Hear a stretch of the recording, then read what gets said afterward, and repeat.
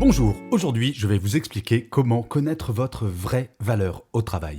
Je suis Gaël Châtelain-Berry, bienvenue sur mon podcast Happy Work, le podcast francophone le plus écouté sur le bien-être au travail. J'en profite, si jamais vous ne le connaissez pas, pour vous parler de mon autre podcast, Happy Love, qui là parle de vie personnelle. Il y a parfois des discussions avec des très bonnes amies. C'est pas tout à fait le même genre que Happy Work, mais je pense que ça vaut le détour. Il est présent sur toutes les plateformes. Alors, comment connaître sa vraie valeur au travail? Eh oui, ce n'est pas toujours simple de s'estimer à sa juste valeur. En premier, du fait de notre éducation.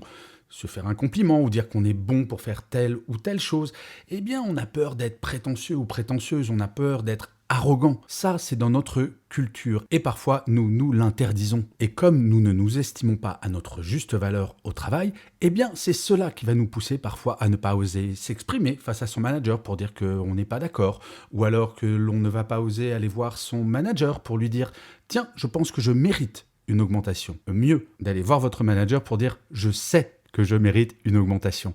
Et oui, parce que nous allons avoir tendance à nous sous-évaluer. Eh bien, j'ai une bonne nouvelle pour vous les amis, ce n'est pas une fatalité.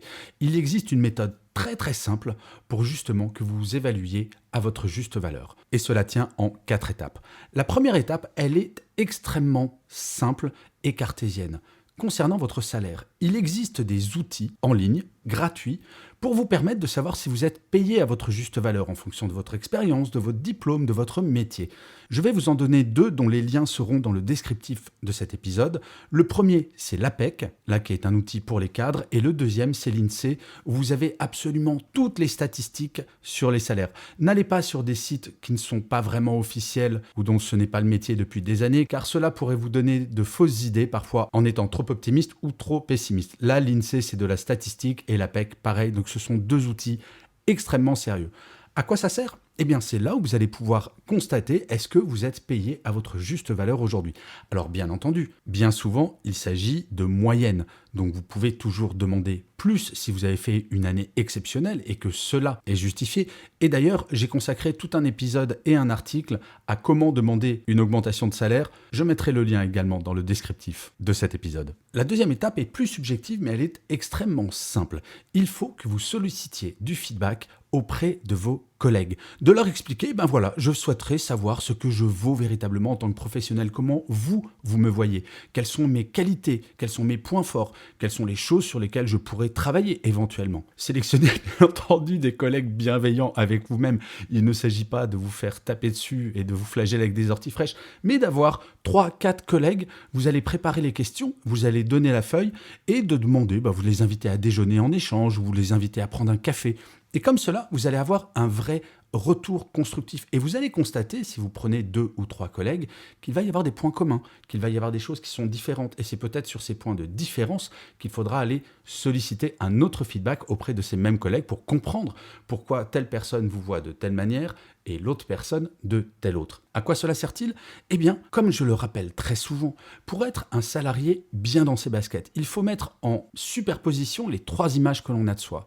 Celle que l'on a quand on se regarde dans la glace, donc celle où on est un peu méchant avec nous, l'image de la personne que l'on rêverait d'être, et enfin, ce que l'on imagine que les autres pensent de nous. Et c'est cette 3e image qui est très compliquée à construire, mais en fait, pas si compliqué que ça quand on y réfléchit, puisque vos collègues, je suis certain que vous en avez 2 ou 3 qui sont tout à fait prêts et très bienveillants et qui vous donneront la juste opinion de vous. La 3e étape, c'est de solliciter le feedback de votre manager, de prendre rendez-vous avec votre manager et de lui dire, voilà, si je fais un point sur mes qualités, sur mes défauts en tant que collaborateur ou collaboratrice, je sais bien qu'il y a l'entretien annuel, mais j'aimerais bien qu'on consacre une petite demi-heure juste pour que je te dise comment me voient mes collègues et savoir si tu es d'accord ou pas avec ça. Vous vous servez du premier feedback pour servir de base pour le deuxième. Et cela vous permettra de progresser. Cela vous permettra d'avoir une opinion plus juste de vous-même. Car là encore, si votre manager dit « Ah, sur ce point, je ne suis pas trop d'accord, c'est intéressant que tes collègues te voient comme ça », et que vous construisiez une discussion avec votre manager sur ces sujets. Alors parfois, on a des managers où on se dit « Oula, mais je ne vais jamais oser faire ça ».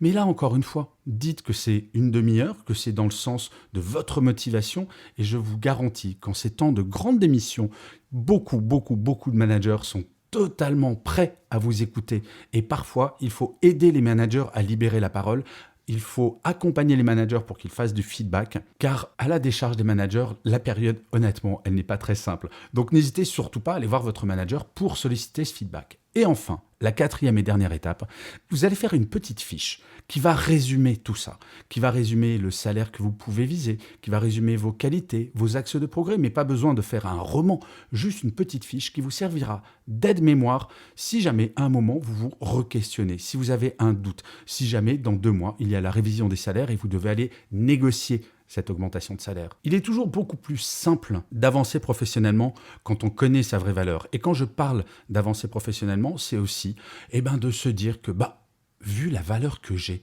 vu les qualités que j'ai, peut-être qu'il faut que je change de travail, pas forcément dans une autre entreprise, ça peut être dans la même, mais d'aller voir ensuite votre DRH en disant, voilà, je pense que j'ai fait le tour de mon métier, là, j'ai telle et telle qualité, j'ai telle chose que je peux encore donner et j'aimerais bien m'orienter vers un autre métier. Bref, connaître sa valeur, c'est cela qui va faire que vous n'aurez plus jamais le sentiment de subir votre travail. Car j'en suis convaincu, à un point que vous n'imaginez même pas. Il est impératif que chaque jour, vous soyez heureux et heureuse d'aller au travail, ou tout du moins, que jamais vous ne souffriez. Voilà, je vais plutôt le dire comme ça, parce que vous avez le droit, vous le savez, de ne pas être motivé certains matins, ça c'est pas un problème. C'est quand cela devient systématique que c'est un problème. Connaître sa valeur, cela permet systématiquement d'être hyper à l'aise dans vos chaussures et vos baskets pour aller travailler. Je vous remercie 1000 fois d'avoir écouté cet épisode de Happy Work ou de l'avoir regardé si vous êtes sur YouTube. N'hésitez surtout pas à vous abonner, à mettre des pouces levés si vous êtes sur YouTube, à mettre des étoiles si vous êtes sur Apple Podcast, à mettre des commentaires si vous êtes sur toutes les autres plateformes dans l'absolu. C'est extrêmement important pour que Happy Work dure encore très longtemps et en plus, de vous à moi, ça me fait super plaisir.